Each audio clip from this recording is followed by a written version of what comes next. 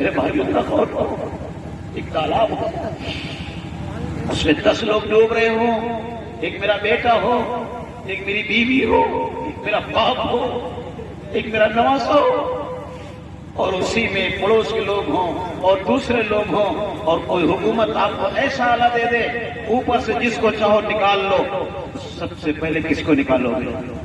اپنے بیٹے کو، باپ کو، بیوی کو نکالو، نہیں نکالو؟ سارے لوگ تڑپ رہے ہیں محشر کے میدان میں، لیکن اللہ کے رسول کے اختیار دیا گیا، آپ جس کو چاہو جنت میں لے جاؤ، جس کو چاہو جنت میں لے جاؤ، جو چاہو کریں گے آج ہم۔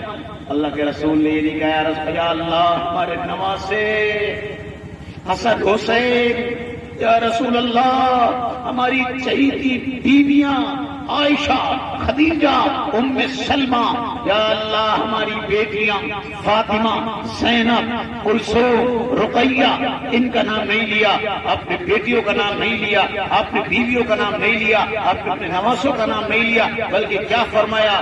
اللہم اغفر لامتی، اللہ کرے ایک ایک گنہگار امتی کو معاف کر دے، ایک ایک گنہگار امتی کو معاف کر دیجئے۔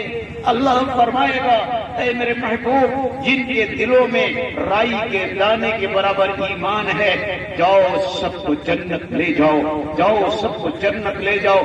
3 بار نبی لمبا سجدہ کریں گے، تینوں بار اللہ فرمائے گا سلم توتا، تینوں بار تمام گنہگار امتیوں کو جنت پہنچا۔ ایسا نبی ملا ہے، اور آپ کو سے بولو ملا نہیں ملا؟ آخری وقت ہے، اسرائیل سامنے کھڑا ہے، جبریل سے کہا یا رسول، اے جبریل بتاؤ میری امت کا کیا حال ہوگا؟ حضرت جبریل اللہ کے پاس تشریف لے گئے، واپس آئے، کہا یا رسول اللہ سنو کان کھول کر اللہ کے فرمان کو۔ فرمایا یا رسول اللہ، اللہ نے فرمایا ہے جب تک تمہاری امت تمہاری غلامی کرے گی، تمہاری اتباع کرے گی، اللہ تمہاری امت کے ساتھ۔ حضور کے چہرے پہ مسکراہٹ آ گئی، جب اللہ ساتھ تو کون کیا کر پائے گا؟ ارے بولو، اگر کسی اللہ اس کا کوئی بگاڑ پائے گا؟ آج مسلمان ذلیل ہے، آج مسلمان رسوا ہے، کیوں؟ مسلمانوں نے محمد الرسول اللہ کی غلامی کا قلادہ نکال کر پھینک دیا، تو اللہ نے مسلمانوں کو ٹھوکر مار دی، جو میرے نبی کا نہیں وہ میرا نہیں، جو میرے نبی کا غلام نہیں وہ میرا فرما بردار نہیں۔ اگر نبی کو ٹھوکر تم نے ماری تو ہماری ٹھوکر تم نے۔ آج مسلمان اس لیے ذلیل ہے کہ حضور کی غلامی کا قلادہ نکال کے پھینک دیا۔ حضور فرماتے نماز پڑھو یہ بے نمازی ہے، حضور فرماتے روزہ رکھو یہ بے روزے کے ہے، حضور فرماتے ماں باپ کی خدمت کرو یہ ماں باپ سے لڑ رہا ہے۔ تو بتاؤ کہ امت ذلیل ہوگی نہیں ہوگی؟ اللہ کا وعدہ ہے اگر آج بھی طے کر لو حضور کی غلامی کریں گے اللہ تمہارے ساتھ ہو جائے گا۔ کتنے لوگ حضور غلامی کرو گے؟ ماشاءاللہ اللہ قبول فرمائے۔ اب کھانا کھانا دسترخوان بنا کھانا، آج دسترخوان خاص ہو گیا مولانا لوگوں کے لیے۔ وہاں اسلم پہنچے تو دسترخوان بچھا، اور پردھان جی یہاں بیٹھے ہیں، وہ پہنچے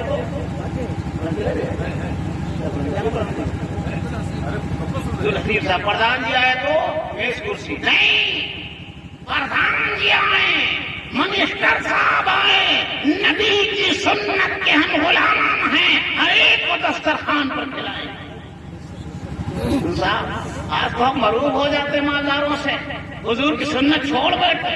صحابی ہیں اسرا کے دسترخوان پہ کھانا کھا رہے ہیں، ایک گوشت کی بوٹی گر گئی، اس کو اٹھایا اور اس کو جھاڑ کے کھانے لگے۔ ایک صاحب نے کہا ارے یہ مت کرو، یہ لوگ سمجھیں گے یہ محمد کے غلام بڑے بھوک مرائل ہیں، یہ بڑا مہذب ملک ہے، یہ سنت مت ادا کرو۔ حضرت کی زبان پر آیا اتترک سنت آئی لہؤلائی الحمقاء، ان بے وقوفوں کے لیے، ان احمقوں کے لیے کہ اپنے آقا کی سنت کو چھوڑ دیں۔ آپ کو متاثر مولانا کے لیے دسترخوان، اور کوئی پینٹ والا آ جائے تو سب میز اور کرسی، نکالو میز اور کرسیوں کو گھروں سے اگر تم نبی کے غلام ہیں۔ بخاری شریف کی روایت ہے کہ حضور نے چھوٹی چھوٹی کٹوریوں میں اور میز کرسی پر کھانا کبھی نہیں کھایا. مسلمان کبھی میز کرسی کا کھانا نہیں چاہتا اور نبی کا غلام بھی بننا چاہتا. تو میں عرض کر رہا تھا حضرت جی اسرائیل علیہ السلام نے روح نکالنی شروع کی. حضور کی روح نکل گئی. اب جب حضور کی روح نکلی تو صحابہ میں ایک ہنگامہ. بعض لوگ آواز گم بول ہی نہیں پا رہے حضور کا غم. بعض لوگ ساکت. بعض لوگ تلوار میں ہاتھ. کوئی کہے گا حضور کا انتقال ہوگا گردن اڑا دوں گا وہ تو معراج میں تشریف لے گئے. مختلف صحابہ کی طبیعتیں ہیں. خاموش کچھ نہیں بولو. نہ چائے نہ پانی کچھ نہیں. یہ پانی مجھے ضرورت نہیں ہے آپ سنیے بس. مجھے ضرور میں خود مولانا سے مانگوں گا آپ لوگ سنیے. اور دیکھو اگر 4-5 لوگ اے بیٹا کیوں کھڑے ہو رہے ہو اے بھائی کیا بات ارے بیٹھ کے سنو یار کھڑے ہو رہے ہو. ہم تو دیکھیے ہم اس معاملے میں بڑے کمزور ہیں. مسلم صاحب خوب جانتے ہیں ہم برداشت نہیں کر پاتے اٹھنا بیٹھنا سنت کے خلاف.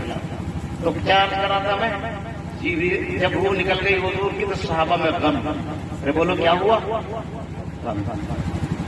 حضور کی وفات کس تاریخ کو 12 ربیع الاول کو. حضور کی پیدائش کس تاریخ کو 12 ربیع الاول کو. اسی دن پیدائش اسی دن وفات. کیوں مسلمان اعتدال سے باہر نہ ہو جائیں. خوشی میں خرافات نہ کرنے لگے اور غم میں نڈھال نہ ہو جائیں. صبح خوشی یاد کرو میلاد یاد کرو پیدائش یاد کرو خوشی آ جائے لیکن معاً حضور کی وفات آئے تو غم یاد آ جائے. اعتدال پر رکھنے کے لیے اللہ نے تکوینی طور پر یہ کیا. چنانچہ الصحابہ میں عجیب حالت ہے. حضور کی وفات سوموار کو ہوئی تھی. سوموار گزر گیا منگل گزر گیا بدھ آ گیا صحابہ مدہوش. حضور کے غم میں مدہوش. بدھ کو صحابہ کو ہوش آیا. اب آپ کے صاحب کوئی انتقال کر جائے تو حضور نے جلدی دفن کرو اور حضور کو 3 دن تک رکھا گیا. یاد رکھو کوئی مرے گا تو اس کا بدن پھولے گا پھٹے گا بدبو آئے گی. اللہ اللہ آقا کا جسم مبارک قیامت تک رکھا رہتا تو خوشبوئی کی. 3 دن صحابہ کے غم میں نڈھال گزر گئے. بدھ آیا صحابہ صاحب حضور کی تدفین کی جائے. چنانچہ حضور نے فرمایا میرا غسل جنازہ میرے اہل بیت دے گے. چنانچہ حضرت عباس ابن عباس فضل ابن عباس حضرت علی ان لوگوں نے حضور کا غسل دینا شروع کیا. مسئلہ آیا کہ حضور کا کرتے مبارک حضور کے بدن سے اتارے کہ نہیں اتارے. میرے آقا کے غلاموں کی حیا کا یہ عالم ہے کہ فرشتے ان کے حیا کرتے ہیں تو نبی کی حیا کا کیا عالم. کرتا کو اتارے غیر سے آواز آئی میرے محبوب کے کرتا کو نہ اتارنا میرے محبوب کے جبہ کو نہ اتارنا. میرا محبوب بڑا کروڑ فرشتے میرے محبوب کی آیات تعظیم میں اور حضور کی جنازے کی نماز پڑھنے کے لیے آسمان سے اترے ہوئے ہیں. میرا محبوب بڑا باحیا ہے. حضور کے میرے محبوب کے کرتے میں نکالو. یہ پہلا جنازہ ہے جس کا غسل کرتے پر. ہمیں تو حضور کی باتیں ہی نہیں معلوم. پہلا جنازہ کائنات کا کرتے پر غسل دیا گیا. اصاب غسل مکمل ہوا. اب کرتا گیلا. اگر اس کرتے پر کفن پہنا دیا جائے گا تو کفن بھی گیلا ہو جائے گا. لہذا کیا کیا جائے. سیدنا علی مرتضیٰ فرماتے ہیں ایک شاندار خوشبودار ہوا چلی. حدیث کی روایت کے الفاظ حضرت علی کے اثر کے الفاظ نہیں لیکن میرا دل کہتا ہے شاید وہ جنت سے اللہ نے ہوا بھیجی ہو خوش کرتا. چنانچہ ایسی ہوا چلی تھوڑی دیر میں حضور کا کرتے مبارک خشک ہو گیا. اب حضور کا کرتے اتارا گیا اور 3 کفن میں حضور کو کفنا دیا گیا. جنازہ تیار. صحابہ میں اختلاف ہوا کہ حضور کی نماز جنازہ کون پڑھائے. کسی نے کہا ابو بکر پڑھائیں گے کسی نے کہا نہیں ابو عبیدہ بن جراح پڑھائیں گے. لیکن صحابہ میں سب سے بڑے عالم سیدنا صدیق اکبر کھڑے ہوئے اور کیا فرمایا اے لوگوں آقا کی نماز جنازہ کی امامت کوئی نہیں کرے گا. کیوں؟ اماموں کا امام سو رہا ہے. خطبوں کا امام سو رہا ہے، نبیوں کا امام سو رہا ہے، رسولوں کا سردار سو رہا ہے، کس کے سینے میں بال ہیں حضور کی نماز جنازہ کی امامت کرے؟ اے لوگوں، حضور کی نماز جنازہ کی امامت کوئی نہیں کرے گا، تنہا تنہا فرادا فرادا اکیلے اکیلے حضور کی نماز جنازہ پڑھ جائے گا۔ یہ کائنات کا پہلا جنازہ ہے جس کی کسی نے امامت نہیں کی، ہر آدمی نے الگ الگ پڑھی۔ چنانچہ سب سے پہلے فرشتوں نے نماز جنازہ پڑھی۔ حضور نے فرمایا تھا جب میرا غسل مکمل ہو جائے تو مجھے تنہا چھوڑ دینا، میری نماز جنازہ فرشتے پڑھیں گے، اس کے بعد میرے اہل بیت پڑھیں گے، پھر تمام عامۃ المسلمین پڑھیں گے۔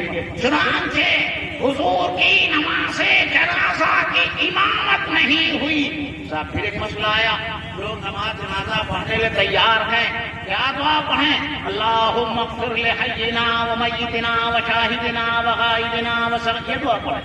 نہیں، اس دعا کے کیا معنی ہیں؟ اللہ بخش دیجئے جو مردہ سامنے، اس کو بخش دیجئے جو زندہ، ان کو بخش دیجئے۔ صدیق اکبر پھر کھڑے ہوئے اور اے لوگوں، میرے محبوب کے نماز جنازہ میں یہ دعا نہ پڑھنا، میرے آقا کو مغفرت کی ضرورت ہو، بخشے بخشا۔ سورہ فتح میں قرآن نے اعلان کر دیا ان کی بخشش کا، پھر کیا پڑھیں؟ صدیق اکبر نے فرمایا جب آقا کے جنازے پر پہنچنا نماز جنازہ پڑھنے کے لیے تو بھکاری بن جانا، محتاج بن جانا، ان کی شفاعت کی درخواست نہ کرنا بلکہ اپنے حق میں شفاعت کی درخواست حضور سے پیش کرنا۔ کیا کہنا؟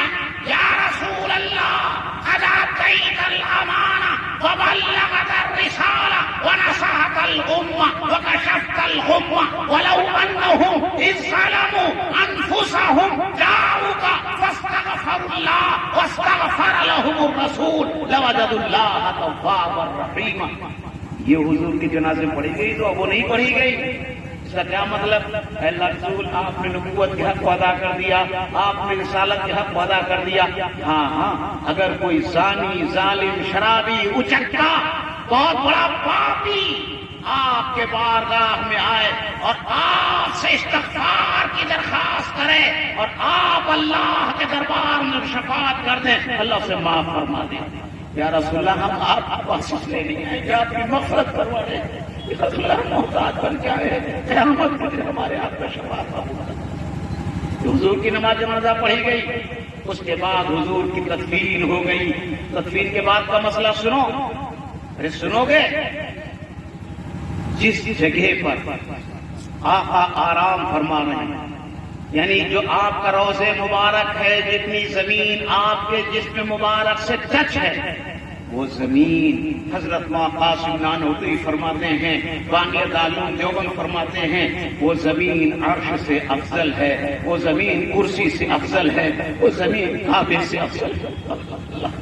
جس زمین پر میرا آقا لیٹ گئے وہ زمین کعبے سے افضل ہے، وہ زمین عرش اور کرسی سے افضل ہے، تو سوچو میرے آقا کا رتبہ کیا ہوگا، میرے آقا کا مرتبہ کیا ہوگا۔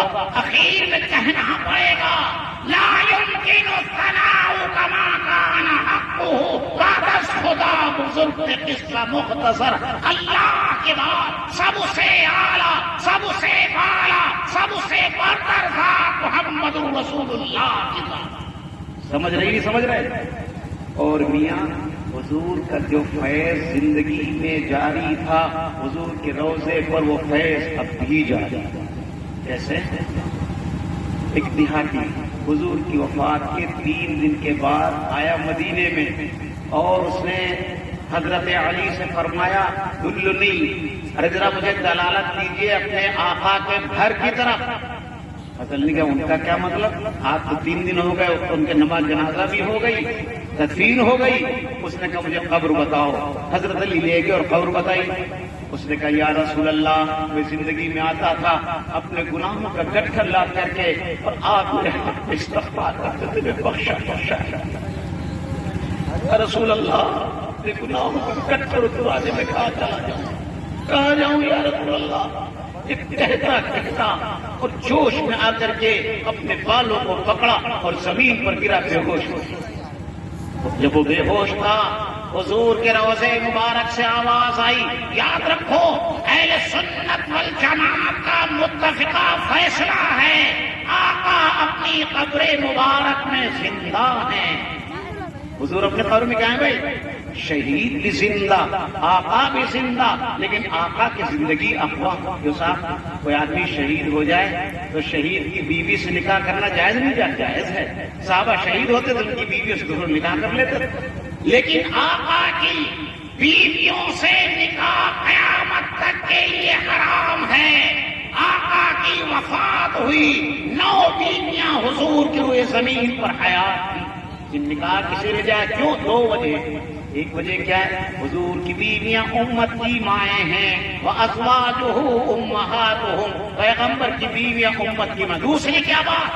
آقا قبر مبارک میں زندہ ہیں اور زندہ کی بیوی سے نکاح حرام ہے، لہذا آقا زندہ۔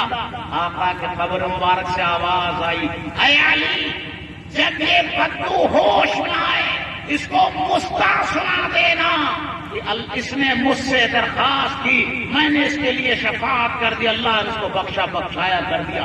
لہذا جو بھی قیامت تک قبر مبارک پر پہنچے گا، روض اقدس پر پہنچے گا اور اپنے حق میں شفاعت درخواست کرے گا، وہاں سے بخشایا آئے گا نہیں آئے گا؟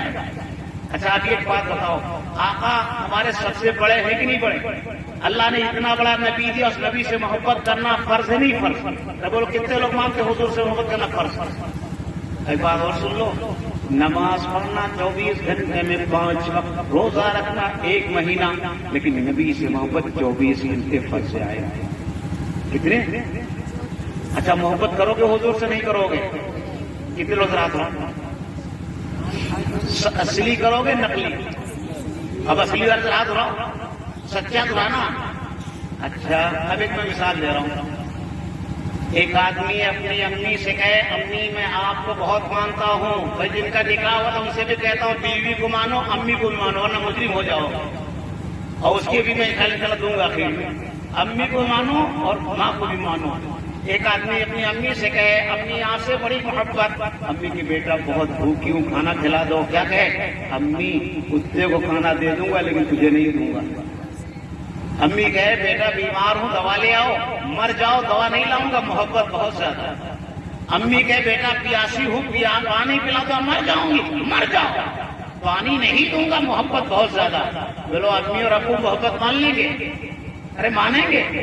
کیا کہیں؟ فرادی، دھوکے باز، جھوٹا، مکار، کہیں گے نہیں کہیں گے؟ ہمارا حال بھی وہی، یا رسول اللہ محبت آپ سے بہت زیادہ، داڑھی رکھو، داڑھی نہیں رکھیں گے، آپ کا چہرہ پسند نہیں ہے، ہمیں چہرہ پسند ہے ٹونی بلیئر کا۔ کیا کہتے ہیں؟ کتے کو پانی دے کھانا دے دیں گے، اما تم کو نہیں دیں گے۔ یا رسول اللہ آپ کی جیسی داڑھی نہیں رکھیں گے، کیوں آپ کا چہرہ پسند نہیں؟ مجھے چہرہ پسند ہے ٹونی بلیئر کا، مجھے چہرہ پسند ہے بش کا، بناؤ بش۔ اب کہتے یار محبت بہت زیادہ، محبت مانیں گے؟ حضور نے نماز پڑھو، رسول اللہ نماز نہیں پڑھ پائیں گے، محبت بہت زیادہ، محبت بہت زیادہ۔ حضور نے فرمایا کرسی میز پر مت کھاؤ، ہم وہی کھائیں گے، اب محبت بہت زیادہ۔ اگر اماں کے ساتھ کرو گے ابا فراری کہیں گے، حضور سے رس لگائیں گے۔ یا داڑھی رکھو اگر حضور سے نسبت ہے، داڑھی رکھو، واف اللہ یا قص الشارب، داڑھی بڑھاؤ، مجھے کٹاؤ،